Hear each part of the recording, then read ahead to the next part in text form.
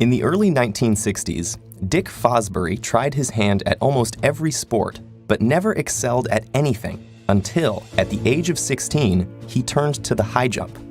But when he couldn't compete against the strong athletes at his college, using the standard high jump techniques of the time, Fosbury tried to jump a different way, backwards. Instead of jumping with his face towards the bar, bringing each leg over in the traditional straddle method, he jumped with his back towards the bar. Fosbury improved his record by over half a foot and left his coaches amazed by this strange new style of high jumping. During the next few years, Fosbury perfected his high jump style, won the U.S. national trials, and assured his place in the 1968 Olympics in Mexico. In the Olympic Games, Fosbury amazed the world with his new technique, winning a gold medal with an Olympic record leap of 2.24 meters. By the next Olympic Games, almost all the competing high jumpers had adopted what came to be known as the Fosbury flop. What's the secret behind the technique? It lies in a physics concept called the center of mass.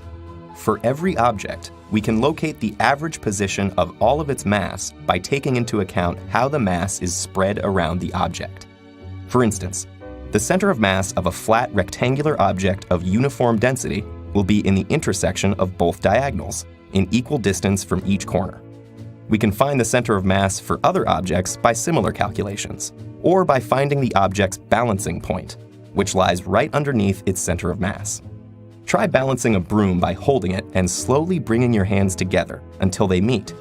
This balancing point lies right underneath the broom's center of mass. We humans also have a center of mass. When most people stand up, their center of mass is around the belly. But what happens to your center of mass when you lift your hands in the air?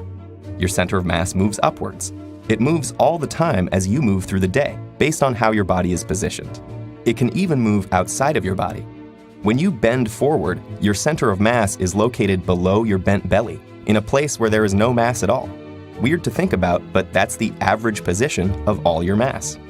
Many objects' center of mass are outside their bodies. Think of donuts or boomerangs. Now look at the Fosbury flop and follow the position of the center of mass of the jumper. The jumper runs very fast, so he can divert his horizontal velocity to vertical velocity, and jumps. Wait for it.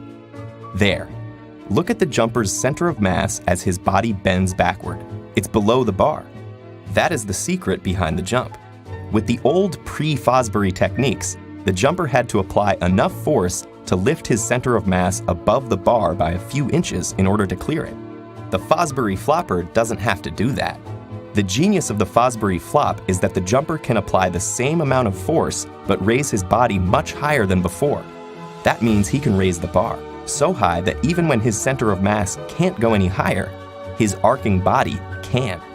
Fosbury's technique brought the high jump to new heights by splitting the jumper's body away from his center of mass, giving it that much more room to clear higher and higher bars.